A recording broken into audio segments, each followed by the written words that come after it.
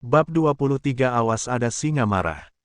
Melihat situasi yang teramat intim sekaligus berbahaya bagi keselamatan karirnya, Kevin buru-buru membalikkan badan. Tanpa suara, ia menarik gagang pintu dan melangkah mundur keluar dari ruangan terkutuk itu, menutupnya kembali dengan sangat pelan seolah dirinya tidak pernah ada di sana. Sementara itu, di dalam ruangan, Ananda terus berusaha sekuat tenaga mendorong dada bidan Tristan untuk melepaskan pagut 4N bibir pria itu. Merasa sang kekasih sudah mulai kehabisan napas, Tristan akhirnya perlahan melepaskan ciumannya, membiarkan Ananda menghirup pasokan oksigen yang sempat hilang. "Kak, kenapa kau malah menciumku?" protes Ananda dengan napas yang masih memburu dan wajah yang memerah sempurna.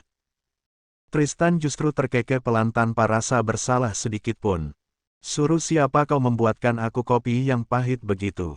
Dan terbukti, kan, bibirmu yang manis itu sukses menghilangkan rasa pahitnya dalam sekejap." "Dasar mesum," umpat Ananda kesal, tangannya refleks memukuli dada bidan Tristan bertubi-tubi untuk meluapkan rasa malunya. Bukannya menghindar, Tristan justru menangkap kedua tangan Ananda lalu menarik tubuh wanita itu ke dalam pelukan hangatnya.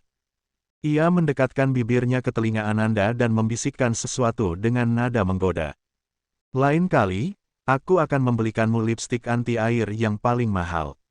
Biar nanti saat aku cium lagi, warnanya tidak akan luntur." Cubit. "Au, sakit, Nanda." Tristan meringis kesakitan sambil memegangi perutnya yang baru saja menjadi korban cubitan maut Ananda. Ananda langsung bangkit dari pangkuan Tristan dengan wajah cemberut. "Sudah, pekerjaanku di luar masih sangat banyak. Kau jangan menggodaku terus. Habisnya, kau selalu membuatku tergoda setiap detik," balas Tristan, matanya menatap lekat wajah Ananda yang berantakan. "Oh iya, jangan lupa rapikan riasanmu, terutama lipstikmu yang luntur itu setelah terkena seranganku tadi." Ananda seketika membulatkan matanya lebar-lebar. Ia meraba bibirnya, dan benar saja, sisa lipstiknya sedikit belepotan. Dengan bibir yang mengerucut sebal, Ananda bergegas menyambar tas kecilnya dan berlari keluar menuju toilet untuk merapikan penampilannya sebelum Tuan Samuel datang. Melihat kepergian Ananda, Tristan menyandarkan punggungnya ke kursi kerja dengan senyuman bahagia yang menghiasi wajah tampannya. Namun, setelah 5 menit berlalu, ia mulai melirik jam tangannya dan menatap pintu ruangannya yang masih tertutup. Si Kevin ini sebenarnya pergi ke kutub utara atau kemana, sih? Kenapa ambil berkas saja lama sekali? Gerutu Tristan mendadak kesal karena asistennya tidak kembali-kembali. Sementara itu, di area pantry lantai 10 yang sepi, Kevin sedang berdiri menyandar ke meja konter. Di tangan kanannya, ada secangkir kopi americano panas tanpa gula yang baru saja ia buat sendiri. Ia menyesap kopi itu pelan, merasakan cairan hitam pekat itu membakar lidahnya. Kopi ini begitu pahit, tapi tetap saja, rasanya masih kalah pahit dengan kisah percintaanku yang karam sebelum berlayar, keluh Kevin meratapi nasibnya dengan pandangan kosong menatap dinding pantry. Ia menghembuskan napas panjang yang terasa sangat berat. "Dasar nasib, nasib. Masa iya pria setampan aku harus berakhir menjadi bujang lapuk di kantor ini. Giliran sudah menemukan cewek yang klop dan disukai, saingannya malah kelas berat selevel bos sendiri. Hadeh, kalau begini caranya sih sama saja dengan bunuh diri." Gumamnya pasrah, memilih berlama-lama di pantry demi memberikan waktu bagi sang atasan untuk menyelesaikan urusan asmaranya. Setelah menghabiskan kopinya di pantry, Kevin akhirnya memutuskan untuk kembali ke ruangannya Tristan. Ia menarik napas dalam-dalam, mencoba menata kembali hatinya yang sempat hancur berkeping-keping.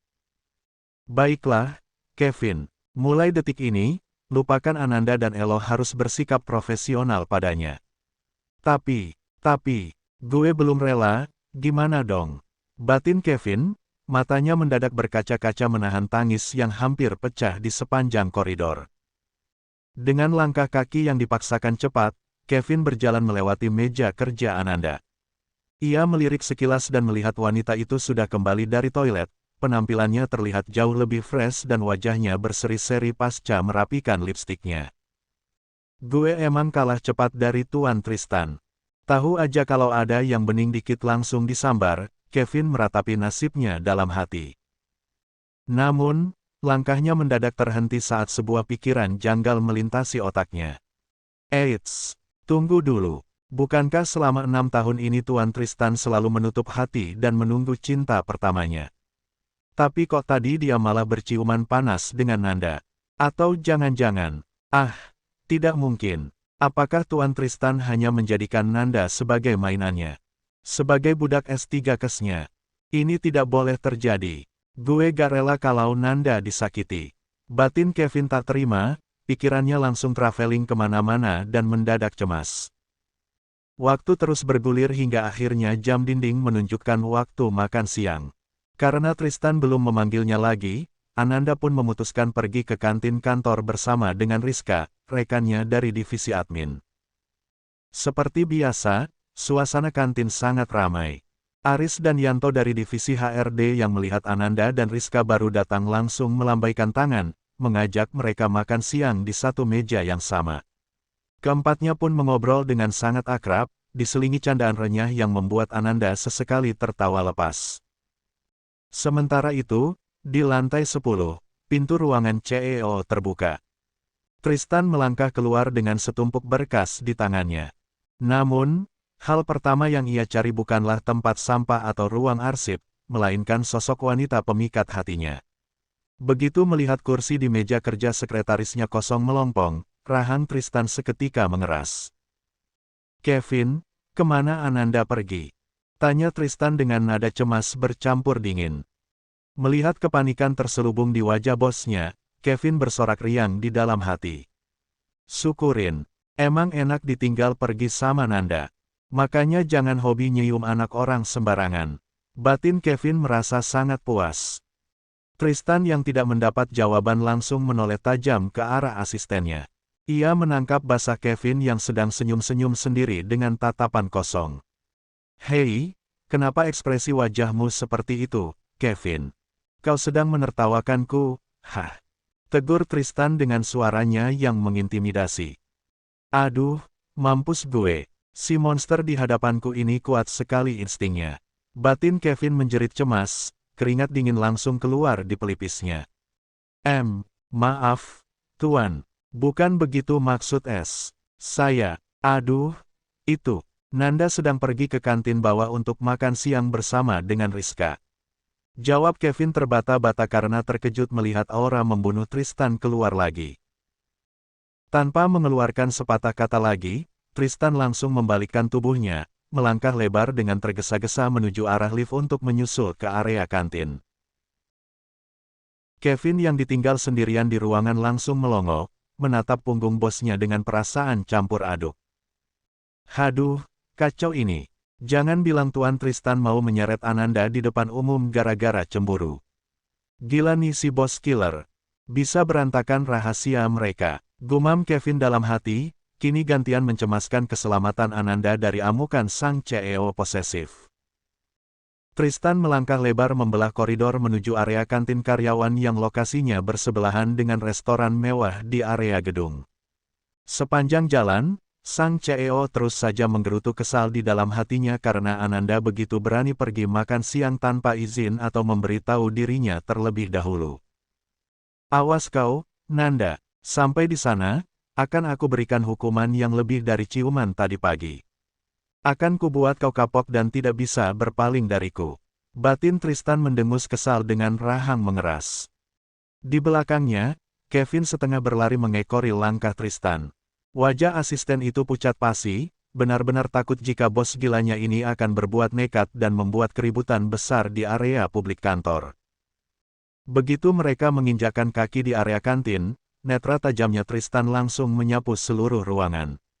Benar saja, di sudut dekat jendela, tampak sosok Ananda dan Rizka sedang duduk berdampingan. Namun, pemandangan di depan mata seketika membuat darah Tristan mendidih dan murka. Dua orang pria dari divisi lain yang duduk di hadapan Ananda dengan begitu bebasnya menatap, melempar senyum, dan mengobrol akrab dengan kekasihnya. Kurang ajar. Berani sekali dua pria rendahan itu menatap Anandaku seperti itu. Ingin rasanya aku patahkan leher mereka sekarang juga. Batin Tristan meradang, cemburu buta.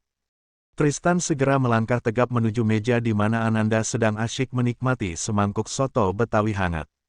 Di tengah suapannya, Ananda tidak sengaja mengalihkan pandangannya ke arah pintu masuk kantin. Detik itu juga, sendok di tangannya hampir terlepas. Jantungnya mencelos saat melihat siluet Tristan dengan sorot matanya yang menakutkan bak predator sedang berjalan lurus ke arahnya. Menyadari bahaya yang mengancam, Ananda buru-buru membelalakkan matanya, memberikan isyarat lewat gerakan kepala yang samar agar Tristan tidak menghampiri mejanya. Ia sangat cemas rahasia hubungan asmara mereka akan terbongkar hari ini juga jika Tristan berbuat nekat. Namun, Tristan mengabaikan kode itu. Pria itu rupanya sudah menyusun rencana spontan di otaknya untuk mengatasi situasi ini tanpa membongkar rahasia mereka. Sementara Kevin di belakangnya sudah memegangi kepalanya karena teramat cemas menghadapi bos gilanya. Ananda Anindya, bentak Tristan dengan suaranya yang menggelegar, menghentikan seluruh aktivitas kunyahan di meja tersebut. Enak sekali kau sudah duduk di sini, tertawa puas dan menikmati hidangan makan siang mewah. Kau lupa dengan tugas utamamu hari ini, hah? Teguran kasar yang syarat akan kekejaman palsu itu seketika membuat Rizka, Yanto, dan Aris terkejut setengah mati. Tubuh mereka menegang kaku. Seumur-umur bekerja di Bratadikara Group, mereka belum pernah melihat atasan tertinggi selevel CEO menginjakan kaki di kantin biasa, apalagi hanya untuk melabrak seorang sekretaris baru. Wah, gawat, ada singa ngamuk, bisik Aris dengan bibir bergetar ketakutan ke arah Yanto yang berada di sebelahnya. Yanto hanya bisa mengangguk pelan dengan wajah pucat, tidak berani berkutik. Sementara itu, Rizka langsung menundukkan kepalanya dalam-dalam, sama sekali tidak berani menatap mata tajamnya Tristan yang berkilat marah. Atmosfer di seluruh kantin mendadak senyap seketika. Para karyawan dari divisi lain yang berada di sekitar meja tersebut langsung menatap dengan pandangan tegang sekaligus iba ke arah Ananda, mengasihani nasib sang sekretaris baru yang mereka pikir selalu tertekan dan dizalimi oleh si monster CEO, Tristan. Di sisi lain, Kevin yang berdiri di belakang Tristan lagi-lagi hanya bisa melongo dan merasa heran bukan main atas perubahan sikap tuannya yang luar biasa ekstrim. Ia tidak habis pikir, bagaimana bisa seorang pria yang beberapa jam lalu berciuman panas dan memeluk mesra Ananda di ruang kerja, kini bisa membentak wanita yang sama dengan begitu kejam di depan umum. Gila, akting si bos benar-benar di luar nulur, gumam Kevin dalam hati. Berbeda dengan ketakutan orang-orang di sekitarnya, Ananda justru diam-diam menghembuskan napasnya lega di dalam hati. Ia menyembunyikan senyumnya di balik wajah yang pura-pura ketakutan. Ananda tahu betul, Tristan sedang melakukan hal yang tepat demi menjaga profesionalitas dan meredam kecurigaan orang-orang kantor, sekaligus memberi pelajaran secara tidak langsung kepada dua pria di hadapannya agar tidak berani mendekatinya lagi. Tristan melirik tajam ke arah Aris dan Yanto yang langsung memalingkan wajah ke lantai, lalu ia berdeham keras, bersiap memberikan pengumuman yang mencengangkan kepada seluruh karyawan di kantin. Cih, kau mau berbuat apa lagi, Tristan? Belum cukupkah kau membuat seisi kantin tegang dan ketakutan akibat ulahmu yang arogan ini? Batin Ananda kesal, cemas melihat kekasihnya yang posesif sudah mulai bertingkah konyol. Perhatian untuk semuanya, suara Tristan menggema tegas di seluruh sudut kantin. Mulai hari ini, aku akan memberlakukan peraturan baru di perusahaan ini. Siapapun karyawan di gedung ini, terutama para laki-laki, dilarang keras mendekati sekretaris pribadiku ini. Dan tidak ada yang boleh menatapnya lebih dari 5 detik. Jika ada yang berani melanggar, bersiaplah gaji kalian akan aku potong tanpa toleransi. Tristan menjeda kalimatnya, lalu melemparkan pandangan dingin ke arah para staf perempuan. Dan untuk karyawan wanita, kalian hanya boleh berbicara kepadanya jika ini murni soal pekerjaan resmi. Di luar urusan pekerjaan, kalian tanggung sendiri konsekuensinya. Dek. Seluruh karyawan yang berada di kantin seketika menelan ludah serentak dengan wajah pias. Aris dan Yanto bahkan langsung merapatkan tubuh mereka ke kursi, bersumpah di dalam hati tidak akan pernah berani melirik apalagi mendekati Ananda lagi demi keselamatan dompet mereka. Aturan macam apa ini, Tristan? Kau sengaja ingin membuat aku dijauhi oleh seluruh karyawan kantor karena aturan konyolmu itu. Batin Ananda menjerit geram, tangannya di bawah meja meremas rok kerjanya sendiri karena menahan gemas ingin mencubit perut Tristan. Sementara itu, para karyawan yang lain lagi-lagi menatap Ananda dengan pandangan yang teramat iba. Di mata mereka, Ananda kini terlihat seperti burung emas yang dikekang dan dipenjara di dalam sangkar oleh seorang bos tirani. Wih, Pak Tristan sampai segitunya sama si Nanda.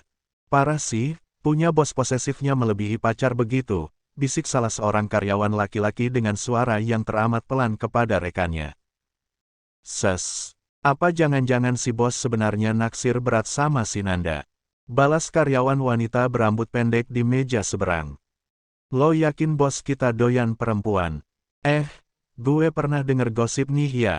Katanya bos kita ini sebenarnya kaum belok alias penyuka ses 4 maje 3 nis. Timpal karyawan wanita berambut panjang dengan ekspresi serius. Hah, serius? Lo jangan menyebarkan gosip yang tidak-tidak, ya. Balas temannya yang lain, terkejut.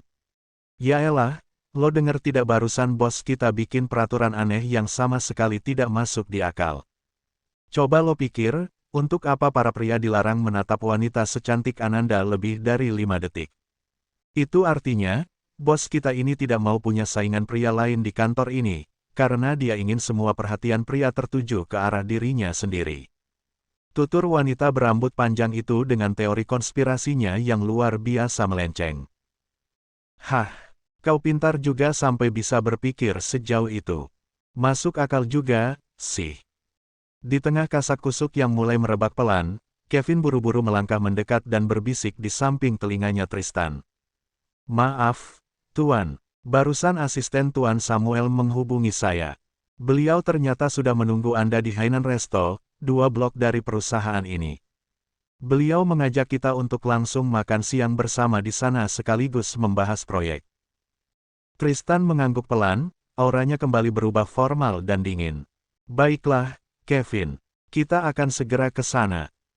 Tristan kemudian membalikkan tubuhnya, menatap Ananda yang masih duduk tegang memandangi soto Betawinya yang mulai mendingin. Dan kau, Nanda, cepat ikut bersamaku sekarang juga. Perintah Tristan ketus.